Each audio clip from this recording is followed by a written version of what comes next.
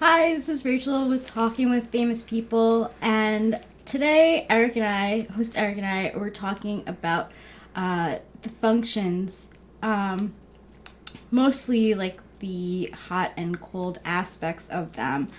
Um, could you go into what that actually means? Yeah, so we had a fairly in depth conversation about how to frame this thing because what I'm really saying is kind of good and bad according to each function's perspective.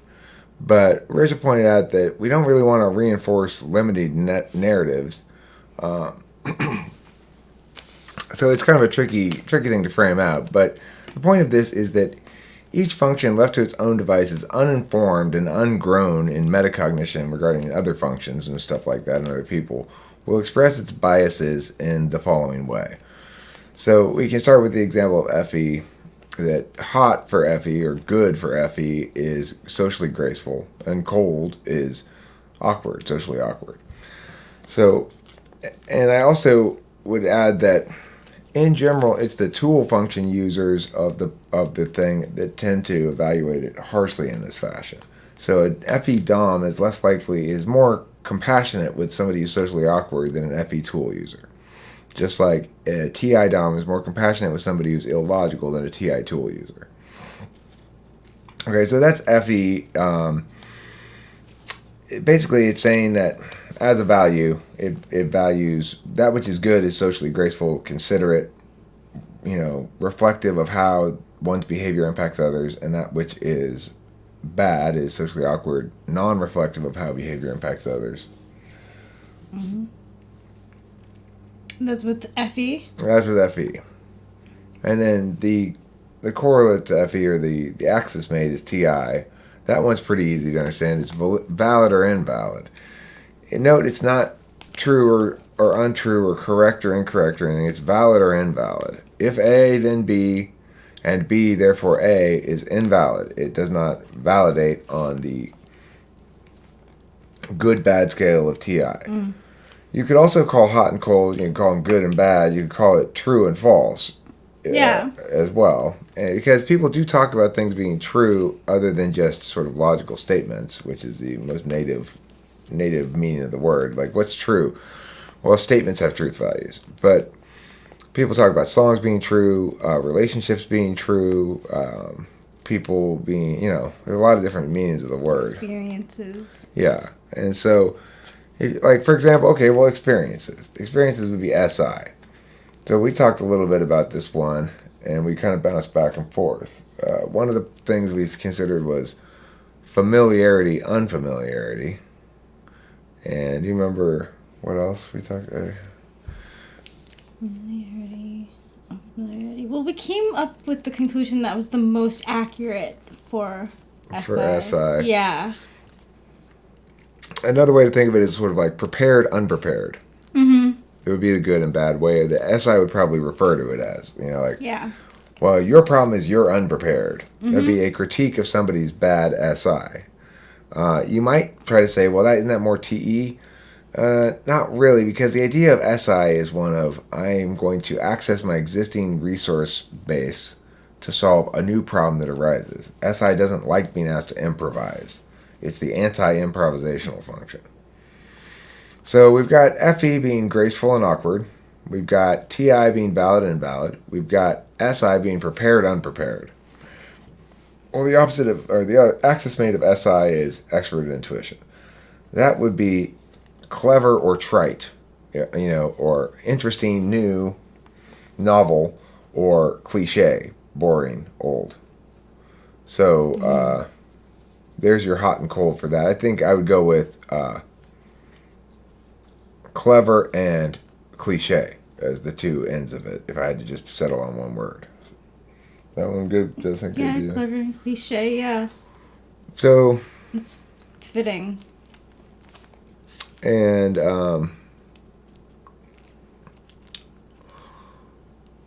like that covers the conscious functions of ENTP, basically. Your FETI, NE, and SI. So now let's do your the conscious functions we don't share.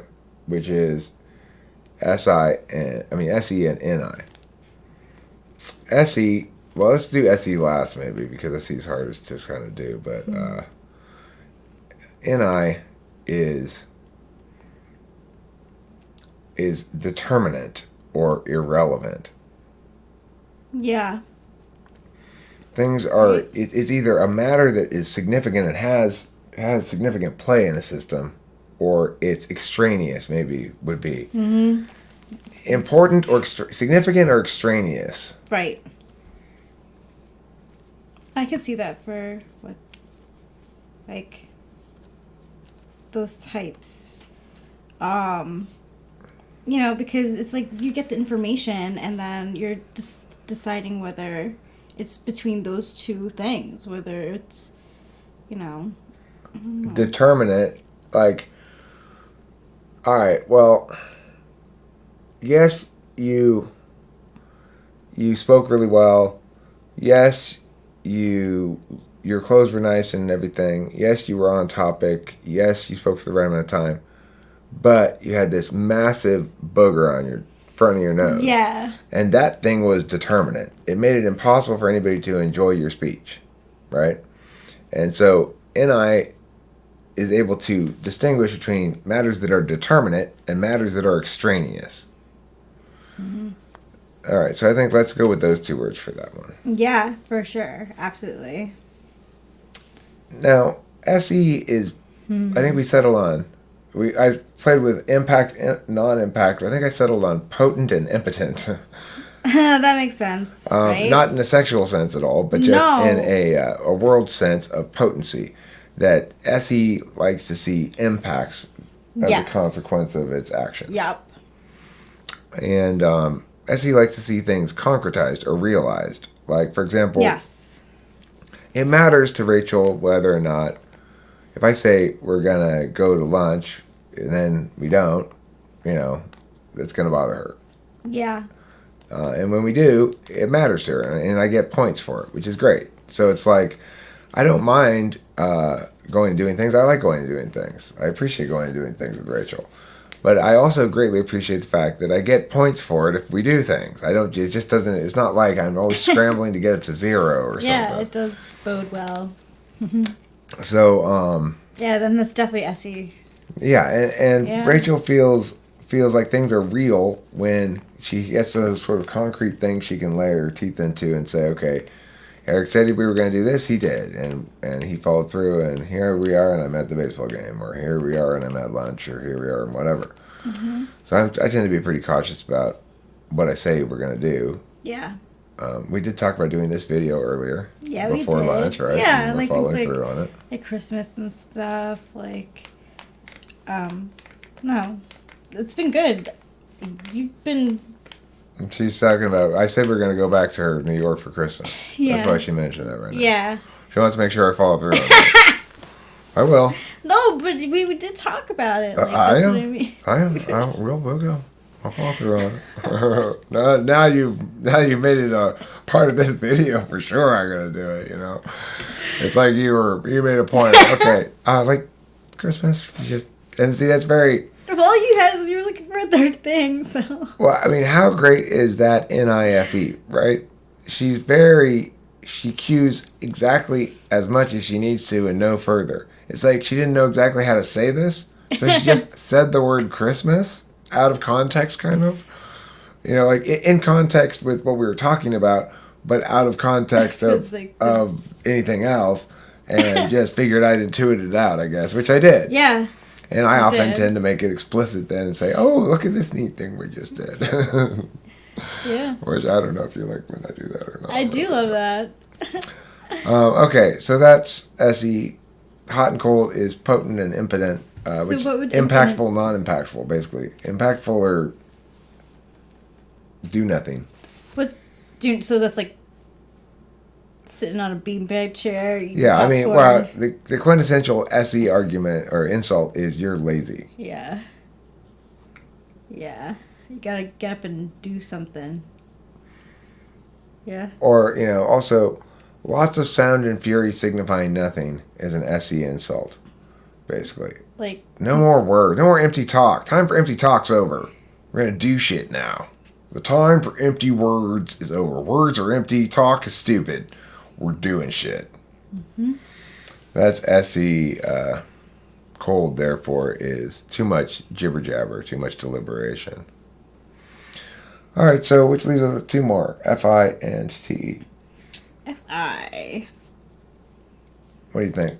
What do we settle on? Just basically authentic and authentic? Oh, no, Yeah. attached, detached? I like authentic and authentic for them. I mean, to be consistent or parallel with the other ways that we're talking about these, it kind of needs to have more of a clear negative, which would be inauthentic. Whereas we go to attached, detached, it's not clear which is good. Attached doesn't sound as good as detached, so that would be a bad one to use. So let's go with what you're saying there. Let's go with authentic and authentic. Yeah. Because that's ultimately the FI insult is you're inauthentic. You're not being true to yourself. Yeah, if you're being, if you're being put into some mold, like, they fight against that a lot. Like, You need to stop worrying about what other people think and just be true to who you are. I want you to get a ladle and dip into your soul and scoop out that moisture, taste it, and see if the thing you're experiencing is consistent with that taste. And if it's not consistent with that taste, then you spit it out. this is very... That's inauthentic. Right? Oh, God. Okay, so that's FIs. But yeah, and like rainbows. And there are pink clouds for reasons. And you're like, oh my God, that thing is so dorky. yeah. Don't you judge me. Right. I'm That's not the other judging side you. of it. I'm judging your taste and thing.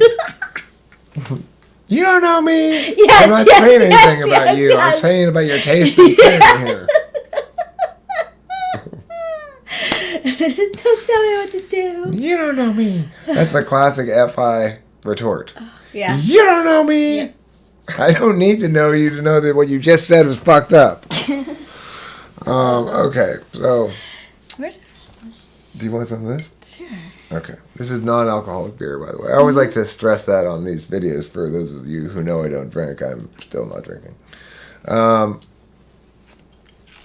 So then the last one would be TE. Yeah. And I think that's the best way to put it is efficient and inefficient. Yeah. I would agree. So let's do the 8 compliments and the 8 insults so we recap them all. The 8 compliments. NE calls you clever. TI calls you valid. FE calls you graceful. SI calls you prepared. NI calls you determinate. Mm-hmm. TE calls you efficient. FI calls you authentic. And SE calls you impactful or potent. All right, now the 8 insults. NE calls you boring or cliche. TI calls you invalid. FE calls you awkward. SI calls you unprepared. NI calls you irrelevant. Or lacking, focusing on things that aren't relevant, I guess. TE calls you inefficient. FI calls you inauthentic. And SE calls you impotent or non-impactful. Or lazy, maybe. Could you give examples for TE, like what that looks like? Oh, right. So it's like if I were a TE, if I were an ESTJ and I were in the Habit the other day when that INFJ girl was helping us and she didn't know what to do with a $50 bill, I would probably have said, no, listen, the protocol's like this, and you're being inefficient. You're not doing it right. I got told last night at dinner, I was just shocked to discover that apparently I don't salt my food right, I'm always doing shit wrong. My dad is full of very helpful advice. I like it with salt too, though. My baked potato. So does your mom. A lot of people Right. do. When you get it at Wendy's. He even said when I put the salt on her food, he's like, that's too much salt. And then he's like, you're like your mom. You want to eat all this salt. It's like, basically, Dad, what you're saying is you eat less salt than everybody else. Yep. So yeah, ESTJ loves to tell you how to do everything all the time. How to cook bacon, how to put salt on your food, Yeah, how to wash. how to wash the dishes before you put them in the dishwasher, how to police your area around the shower to make sure you don't have shampoo bottles. So yeah, we got plenty of example of TEs, fans. of being cold on TE scale, right? Yeah. Like I barely ever get past warm on TE scale. It's true. I certainly don't get to hot in my dad's eyes, that's for sure. Okay, well, that seems like we've concluded and covered all the 8 compliments and 8 insults, or the hot and colds of all 8 functions. So, thanks for watching, and don't forget to eat plenty of cheese. Oh, also, yes, Spacey and I have a professional typing service. If you'd like to be typed by us, we're the best in the world. Yep. The best.